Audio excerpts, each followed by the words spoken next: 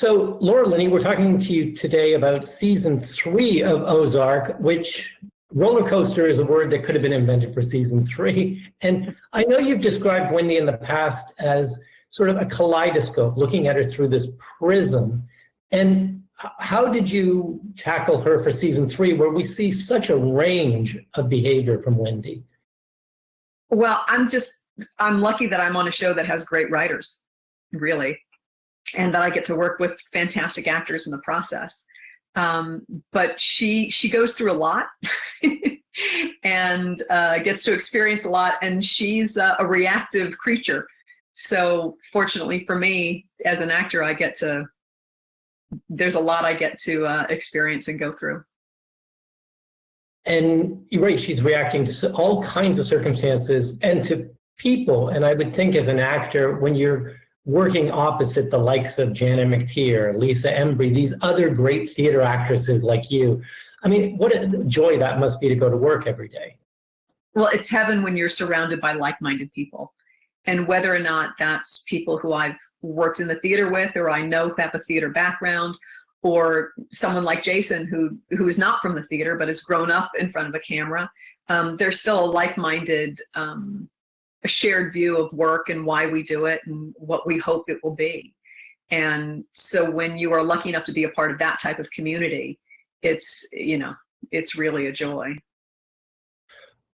Well, one of the wonderful things about the show being on Netflix is there's no need for commercial breaks. The running times vary. I'm curious though, with that, do they allow for in the production rehearsal time? Do you have that luxury of doing rehearsals? Well, it depends upon what you mean by rehearsal. If you mean the definition of rehearsal from the theater's through a lens of that the theater uses, no. But for television, there is time. There's a little bit of time for it. When the writing is as good as it is, fortunately, things are pretty clear. And when you are surrounded by experienced actors and a crew that knows what they're doing, that helps you with time. And part of the excitement and the exhilaration of doing television is just jumping in, is doing that work on your own and then coming in and jumping in and seeing what everybody else has to offer and how that might alter what you originally had in mind. So there is, for television standards, yes, there is rehearsal time. By theater standards, it's no rehearsal time at all. Well, you talked about the work that you do off the set, and I had the pleasure of talking to Tom Pelphrey earlier this year, and he talked about the work he'd done in developing Ben. So the chemistry, the kinship that the two of you had on screen, I mean, did you have a chance to work together a little bit, like that pivotal episode, in the car?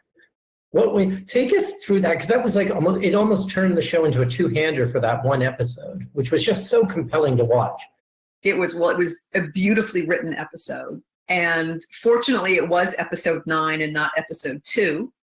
So Tom and I had several months to work together and get to know each other and realize that we really liked each other a lot and we were comfortable with each other. And so by the time we got to episode 9, and we filmed 7, 8, 9, and 10 in one block. So by the time we got there, we'd had the benefit of working together for several months. So we had created a sort of foundation in which to play on. And, you just show up and there he is, and he's all prepared and deep and handsome and great. And, so it was really easy. And the words were so wonderful. The language was great. The dynamics were all in place. And it's one of the great advantages of working on a show for multiple seasons, because you become more and more comfortable. You know the crew, you know the people you're working with, you understand the show a little bit. And so the longer you get to go, hopefully the better it gets. Right. You were saying you've worked on it multiple seasons. I know Tom said about how warm and welcoming, not just you, but the rest of the cast and the crew. And he made special mention of the crew, and you're on location. So talk about that element of it, the idea of when you're away and is it sort of a surreal family? how does it work when you're on location for so long?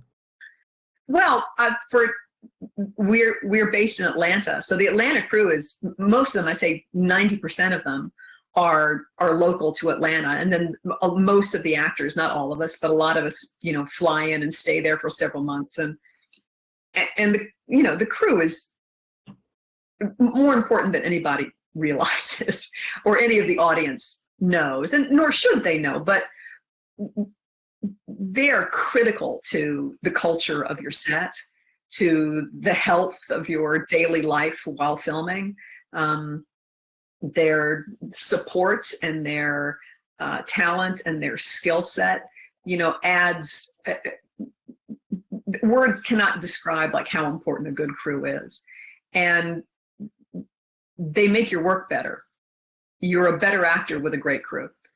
And for crew members who feel that they don't have much to do with something, that they're wrong. Their very presence adds to your daily work. And our crew on Ozark is probably my favorite crew of all time. I love them. Well, you also, as you said, mentioned the actors, and I just think back to those scenes with Janet McTeer, with Lisa Embry, great theater actresses like you, have decades of experience in the theater. And it's like the scenes with each of them is like watching great chess players. I felt like when Wendy versus Helen, Wendy versus Darlene, it's got to, I'm assuming, thrilling for you as an actor to be playing opposite somebody who's giving you back so much. Well, it's a relief more than anything. You're so relieved that there's someone who cares about it as much as you do, who works as hard, and who makes you better. Janet and Lisa and we all have a ball, and we're all older actresses, which is really nice. That doesn't happen very often. Very rarely do you have scenes with other women, period. And then to have other scenes with your contemporaries at, all of us on the other side of 50, it's an unusual thing. And an enormous amount of credit to our whole show for that. Well, and not just actresses north of 50. I think about Mary Louise Burke, who is beyond delightful.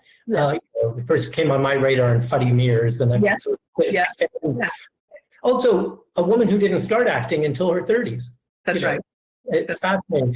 But those scenes in the therapist office, I mean, there's what I think is so wonderful about the writing and the playing of it is it goes from comedy to drama and back almost in the blink of an eye. Is it hard sometimes, though, to do that, to get that shift and strike just the right note? Not when the writing's as good as it is, not when you're working with Jason Bateman, not when you're looking at Mary Louise. Then it just makes complete sense, and it's easy. And that's the thing about any job, is that when things are in place, it doesn't matter how emotionally distraught you have to be. It's easy to do because nothing's in your way. When you're working with people who you don't get along with, the writing's not very good, the producers are taking advantage here and there where you don't feel like you're being treated well, that's when it's hard. And that's when you're exhausted at the end of the day. And that's when you're weary from the work. But when everything is aligned properly, it's really a joy. Oh, it's just wonderful to hear, because I wasn't the only one who was so compelled by it. I know Netflix told its shareholders, 29 million people watched in the first 4 weeks. I mean, it's because I think it's one of those rarities in television where each season, the plot is getting more, Byzantine, but it's more and more compelling to watch. So do you feel, as a part of the cast, is it because you're being asked to do so many different things, like in season 3, I mean, everyone watching this hopefully will have seen it, Wendy is responsible for the death of her brother. I mean, something like that, does that weigh on you? Do you know that as the season starts, that's where it's ending? I did know that. Our showrunner is wonderfully generous and trusts us completely, and gives us all the information that we need to do our work. And consequently, then you can really plot something through. You can really make decisions and choices about what you're going to reveal and when. But without that information, it's not possible. So hopefully I feel that's always a good thing to do. Not every show works that way. So I'm extremely grateful to Jason and to Chris Mundy for giving us that info. Well, unfortunately, we have to say goodbye to Tom Pelphrey, the actor. Unfortunately, we have to say goodbye to Jenna McTeer. And I have great hopes for Felix Solis. You know, this is this new tennis partner I feel for Wendy. And certainly that last moment, I mean, I was shocked, you know, that's how it played out, I'm sure. Just that image is, for, you know, of the two of them standing there. I mean, you must have heard from your friends, colleagues, when they finished watching, like, what the... Yeah, it's an ending. It's an ending, and it's a real beginning. So it was wild to film, and it was you know, I think really good storytelling. Yeah, well, it's interesting with Felix, a New Yorker, and then Julia Garner. I think most people don't know, another New Yorker. Yes, yes. Most of them are New Yorkers, actually, from the cast. Yeah. We have a fantastic casting director named Alexa Fogel, and she's New York based as well. So she goes to theater all the time, and she knows the whole theater scene. And so we've been able to have a lot of really fine actors on our show. Yeah. You know, it's interesting when I was sort of doing my research, and I know you were, you know, 4 seasons of The Big C, and you've done Tales of the City, but this, in terms of screen time, this is, even with only 30 episodes, the longest you've ever played a character. Yeah. Right. In terms of screen time. So what does that, are you learning more about yourself as you're doing it in terms of keep the freshness? I know the writing is really key to it, but for you as the actor, you know, versus I think about you as on stage, whether it's in My Name is Lucy Barton, where you're playing the character repeatedly, more than 30 hours, but it's the same 2 hours, it's the script. I know where the audience might change it up every night, but how do you keep it fresh as playing Wendy? Well, I think you have to be patient, because the big difference between theater, of course, is that you're telling the whole story from beginning to end every night. So you're telling the story and refining the story and all of that. And with television series that go on for many years, you don't even know where you are in the story. You could be at the halfway mark, but you could be at just the first third, or maybe your show's going to be canceled the next year and you don't even know that. So you have to sort of surrender a little bit and really stay in the moment and not play too much at one time, but play everything very specifically, which is why having as much information as you can have is important. Well, you know, I think about, you've mentioned Jason a couple of times, and I don't know if people fully appreciate how involved he is in the show. Oh, yeah. Yeah. But what's interesting is that he's sort of, each of the 3 seasons, he's directed the first 2 episodes. So I'm curious, from the beginning, like you just said, the first season, there may never been a second season. Has his style of direction or anything changed each successive year because I know the plots have changed, what's going on? I love starting the season with Jason directing the first 2, because it sets the tone for the whole season. And our crew and our cast, I think we function really well when he's leading the way, because we know how invested he is in it. It is absolutely his show. And we are also proud of the fact that it is his show. The amount of, as much as he has contributed to it, and the years of experience it took leading up to this moment for him, we're all really happy to be a part of it and to watch him thrive the way that he has. And each season when we go back and he starts us off, it's a great reunion, and it feels very celebratory. And we sort of know, okay, here we go. We're off for another adventure together. And it's just a wonderful way to sort of reunite.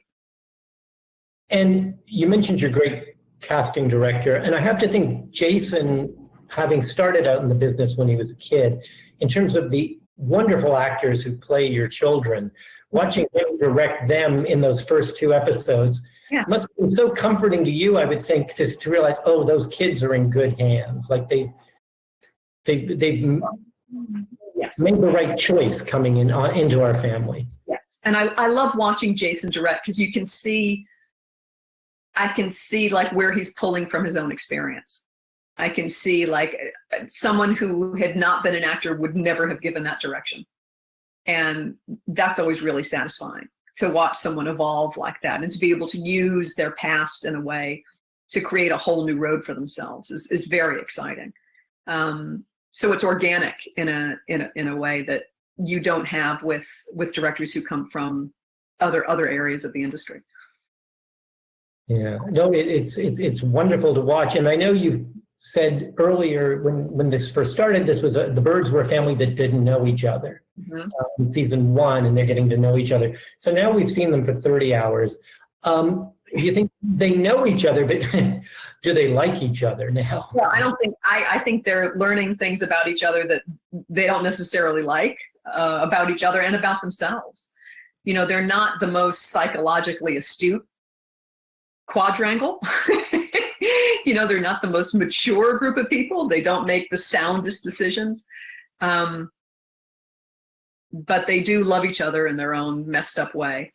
And they're all trying to survive, sometimes as a group and united, and sometimes very much as individuals. You know, I was watching earlier your first Emmy acceptance speech for Walrus. There was the competition, Jenna Rollins, Vanessa Redgrave. But I was struck by what you said. The first thing you said was, we become actors so that we can connect with great material and connect with other people. And I think that's certainly what we're seeing in Ozark. Okay. I'm curious about My Name is Lucy Barton, because it's a one-person show.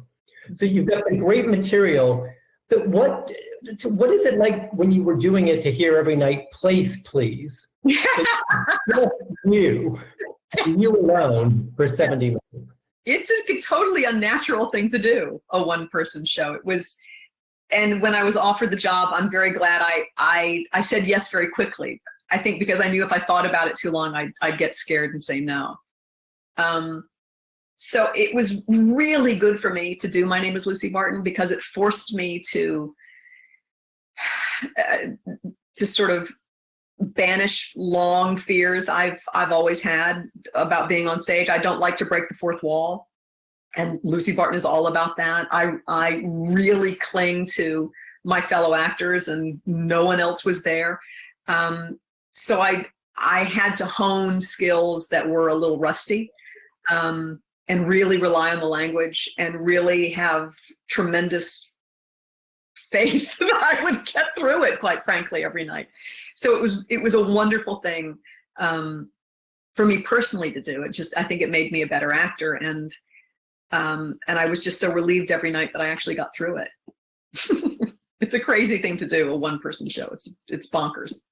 Oh, but I must tell you, as an audience member, it's joy to watch somebody who's so skilled at their work up there and giving us this fascinating story. Yeah. And I know the really interesting thing is you and Elizabeth Stout had sort of intersected before. Mm-hmm. My Name is Lucy Barton, but it didn't quite connect, right? And then well, we had been set up by our mutual agents to meet, because my agent had read that she had said in an interview that if anyone ever did Lucy Barton, she would hope that would be me. And so we were set up, and neither of us really understood what the meeting was about. And I think she thought I was going to pitch her something, and I thought she was going to pitch me something, and we just sort of didn't know what we were doing there. And then we realized that it was just a miscommunication through business lines. And we said, well, it's so nice to meet you. And I loved spending time with her. She's a brilliant, kind, amazing artist. And then months and months later, I was filming Ozark. I got a phone call from Nick Heitner at the Bridge Theatre in London saying, I've commissioned this play from this novel, and can you do it? And it's called My Name is Lucy Barton. And I said, well, does Liz know about this? And he said no. And he said she knew it was being done, but I don't think she knew that he was reaching out to me about it. So it came to me twice. And when that happens, you sort of feel like you have to listen. There's a reason something's come to you more than once. Absolutely. Well, listen, I'm glad that came to you, and I'm so glad Ozark did. And hope that there's more of it, because it's just that I think that story maybe only a third of the way through. I think there's a lot left to learn about Wendy Byrde. From your mouth. Thank you again for taking time to talk to us. My pleasure. My pleasure. Thank you so much.